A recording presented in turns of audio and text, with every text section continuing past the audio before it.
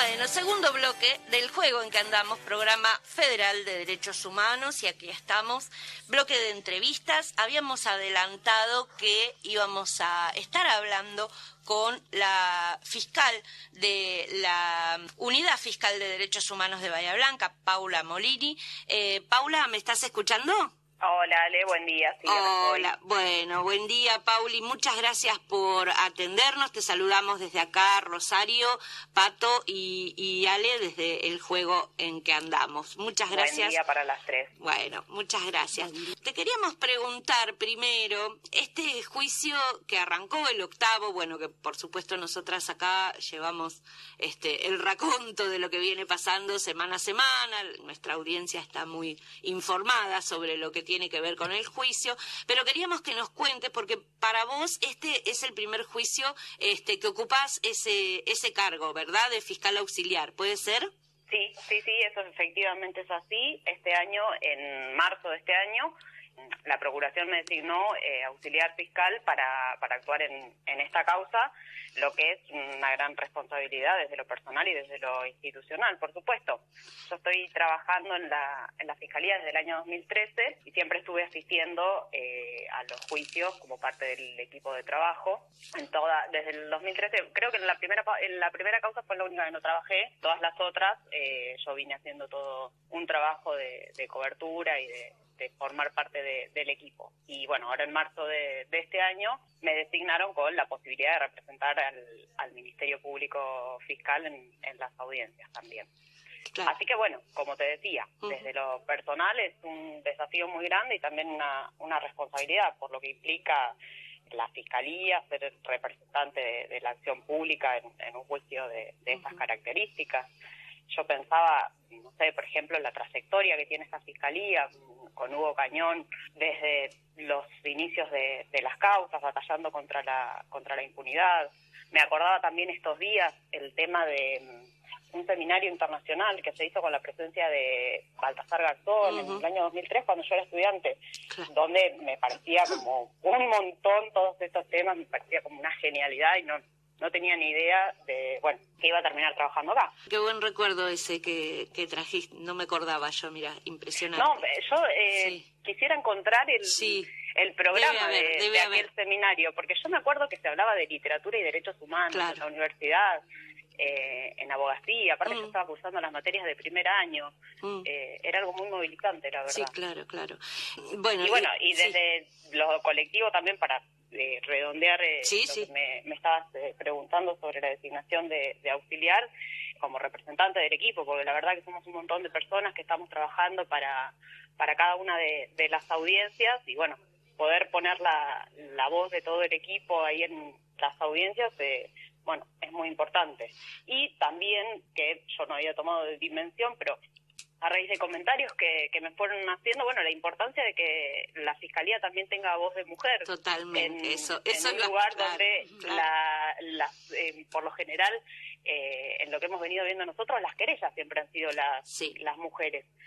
Mónica, Mirta, Mántara. Así que es todo un desafío y una responsabilidad, como te decía. Totalmente. Comparto la mirada y creemos también, que es un hecho de justicia. Porque sabemos de tu compromiso y del compromiso de todas las compañeras, ¿no? Y no de ahora, sino también otras que han antecedido allí en Fiscalía, y siempre las caras visibles han sido varones, ¿no? Y sí sabemos cómo... Sí, eso es así, y es así en el Poder Judicial en general. Exactamente.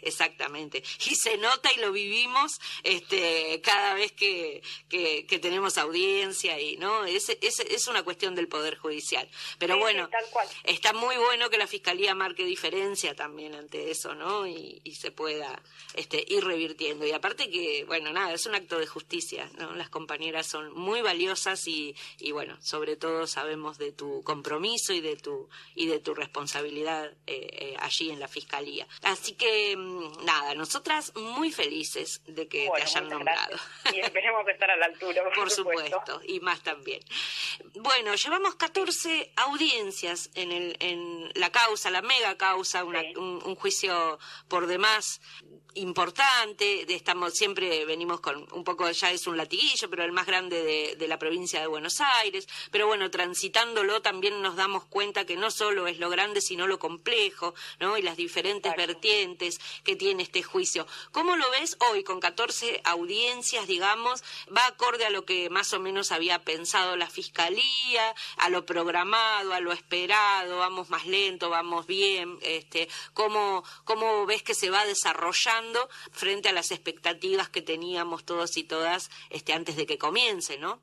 Sí, como vos decís, un juicio tan grande genera muchas expectativas y muchos proyectos de trabajo y de la forma de encarar el trabajo. Estamos hablando de un juicio que programamos que tiene alrededor de 300 testigos que tienen que declarar. Con el devenir de las audiencias, bueno, creemos que se ha ido acomodando el juicio, viste que lleva como vos ya lo has vivido en los otros juicios, que hay como un proceso de calentamiento y empieza a desarrollarse más según lo previsto con el devenir de las audiencias. Nosotros tuvimos, cuando comenzaron las testimoniales, consideramos que corría peligro el desarrollo en un tiempo prudente, digamos. Estamos hablando de una causa que con la frecuencia de audiencias que está prevista, que es una por semana, 6 horas de sesión del tribunal aproximadamente, duraría alrededor de 2 años. Claro.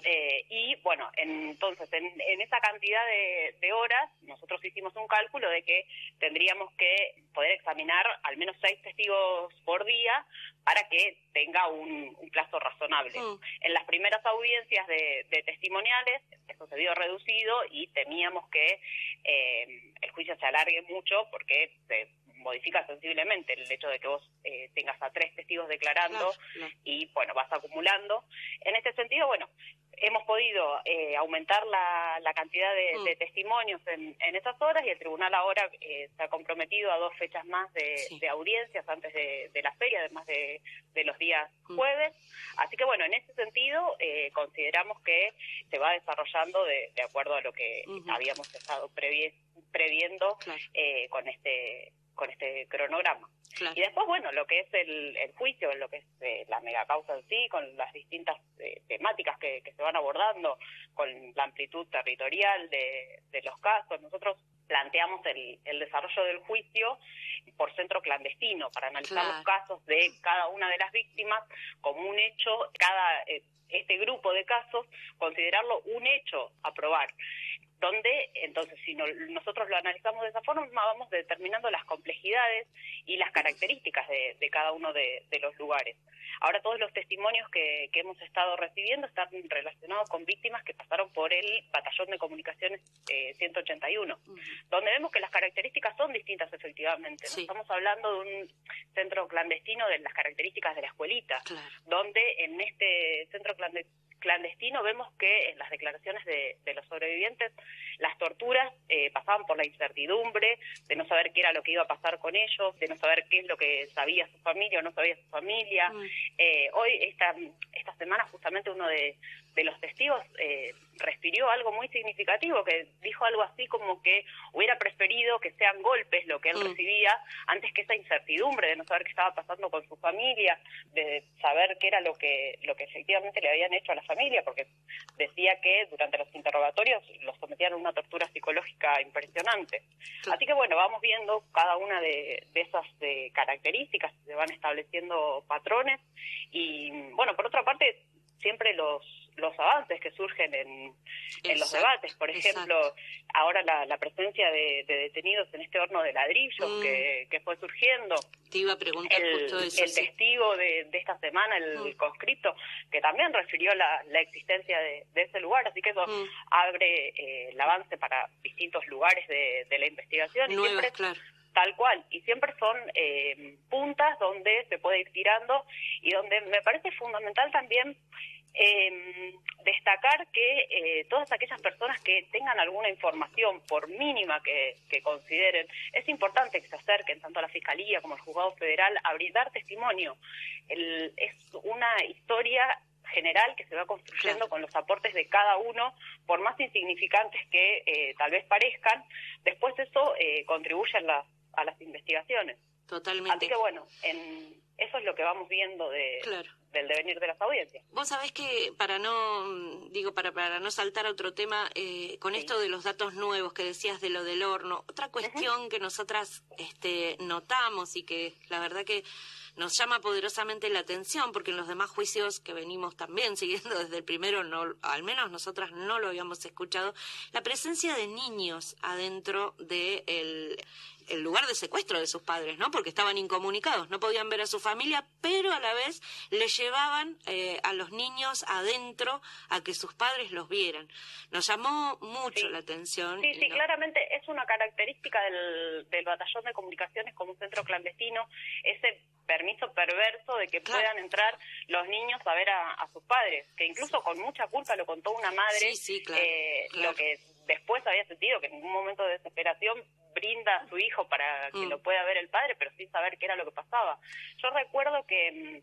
se ha invisibilizado eso, ¿no? Sí, muchas veces decimos que lo que tiene que ver con las infancias a veces se invisibilizan. También el otro día, en la última audiencia, una chica que tenía 9 meses solamente, bueno, ella estaba presente y pudo dar cuenta de lo que significó para la vida de ellos haber estado ahí, ¿no? Para toda la familia. Sí, digo, el tema de cómo eso transformó la vida de toda la familia. Sí, te decía, en relación a esto de la presencia de chicos, yo recuerdo que en Armada, en la causa Fracassi, se había comentado justamente con los detenidos que habían sido traídos del buque al batallón de comunicaciones. En aquel momento también muchas de las esposas que venían a hacer gestiones a Bahía Blanca venían con los niños para ver si se los permitían ver. Y recuerdo un caso de una víctima que conoció a su hijo en esas condiciones, personal de la fuerza llevándole al bebé. Claro, tremendo. Tremendo. Bueno, la verdad, ese dato que me decís, buenísimo, la verdad es que no lo tenía, no lo recordaba si sucedió en Armada, pero bueno, esto nos tiene así como muy atentas, ¿viste? Sí, totalmente. Y ahora es como, al verlo repetido en toda esa cantidad de casos, vemos el carácter sistemático. Bueno, claro, eso te iba a decir. Aparte, hay re poquitas personas todavía que han declarado y ya hay varios casos. Entonces uno se pone a pensar que, bueno, hay una cuestión de sistematicidad, ¿no? Que era una costumbre hacerlo. Sí, tal cual. Sí. Si te cambio un poquitito ahora, contanos un poco, como si nadie supiera nada, cómo va a sucederse en este juicio, si pudieron acusar o no, el tema de los delitos sexuales justamente en esta causa. Bien, sí, mira, en esta causa nosotros ya tenemos como antecedente que en la causa Armada, en esta causa Fracassi que yo te comentaba, habíamos acusado porque durante el debate se habían visibilizado un montón de aspectos que tenían que ver con la violencia sexual que habían sufrido las mujeres. Y en aquel momento el tribunal hizo lugar y condenó por abuso sexual a un montón de imputados. En este juicio el camino que se está transitando es distinto, porque acá, al conocerse ya en algunos casos donde veíamos este carácter sistemático de la violencia sexual, ya desde las indagatorias, no sé, para que se entienda cómo funciona el proceso penal está dividido como en dos grandes etapas, que sería la etapa de investigación y la etapa de juicio. Claro. Durante la investigación es donde se dice, bueno, estos son los delitos, estas son las víctimas, estos son los delitos que sufrieron y estas son las personas a las que se responsabiliza por esto. Un juez decide sobre si eso es de esa manera. Hay una etapa de revisión ante la Cámara, que en el caso de Bahía Blanca es la Cámara Federal de Apelaciones, y después se debate en juicio frente al tribunal. Entonces, en este sentido, los casos de violencia sexual, la Fiscalía los planteó ya en el año 2013, con los casos que estaban en etapa de instrucción, que se veía este carácter sistemático de la violencia hacia las mujeres que habían transitado por cautiverios en centros clandestinos. En aquel momento, entonces, se pidió la indagatoria de varios responsables, o sea, de los mismos responsables a los que nosotros acusamos por las privaciones ilegales de la libertad, por las torturas y eventualmente por los homicidios. Se pidió también que sean responsabilizados por los casos de abuso sexual. Eso fue en el año 2013. En aquel momento, el juzgado federal desestimó ese pedido y no hizo lugar a la indagatoria por este tipo de delitos. Entonces ahí empezó un camino de apelaciones. Ahí estamos hablando de un universo de 60 mujeres aproximadamente en los que nosotros veíamos que existían este tipo de delitos. Y que este tipo de delitos tiene que ser visibilizado como un delito autónomo, distinto de los delitos de tormentos, por ejemplo. Entonces, bueno, eso es todo un camino que tiene que ver también con la construcción, hago un paréntesis, pero que tiene que ver con la construcción y el tránsito en este camino de memoria, porque en un primer momento, cuando empezaron las causas allá por los años 80, estaba más que nada, el testimonio estaba orientado a acreditar el paso de los desaparecidos por los centros clandestinos. Entonces, la voz de la propia víctima siempre estaba hablando de terceras personas que habían estado en los centros clandestinos. Entonces, va pasando va atravesándose el proceso y llegamos a una etapa, también con una maduración social del tema, donde se empiezan a hablar de determinadas cuestiones que en aquel momento se comentaban también, pero bueno, por ahí no se había puesto el ojo en este carácter sistemático. Entonces, bueno, como te decía, el juzgado federal rechaza la posibilidad de tomar indagatorias a los imputados por este tipo de delitos. Eso lo apela a la Fiscalía, eso va a la Cámara Federal, y la Cámara hace lugar a las indagatorias por estos delitos, pero con un criterio como muy restringido. En aquel momento decía que bueno, que solamente se podía indagar por los casos que no quedaban absorbidos por el tipo penal, de tormento, donde quedaba como un grupo de casos muy pequeñito, porque tenías que tener a la víctima contando de una violación con una desnudez prácticamente, y que se acredite la penetración, y no como nosotros lo exponíamos, que era ya el hecho de ser sometida a desnudez, a tocamientos. Ya significa abuso, Exactamente. Entonces, ellos eso consideraban que en esos casos ya era parte de la tortura y que no había necesidad de hacer esta distinción. La Fiscalía, entonces, apela, o sea, cuando esta resolución se dicta, la próxima instancia es acudir a la Cámara Federal de Casación Penal, que es como la instancia revisora y es casi de excepción. Bueno, el trámite está desde el año 2014 hasta, creo que el año 2017, esperando resolución en la Cámara, y finalmente la Cámara no entra a decidir, rechaza inadmisible el recurso y queda firme la decisión de la Cámara Federal, con lo que se reduce bastante el número de casos. ¿Concretamente a cuántos en esta causa? Mira, yo no lo tengo está bien. presente No hay problema, cuál es el número, pero eran muchísimos, porque de 60 casos... Y ahora digo, concretamente en este juicio, ¿a cuántos casos? No, en este caso, puntualmente, en el juicio tenemos 2 casos solamente. Claro. Porque el juzgado federal indagó por muchísimos más casos.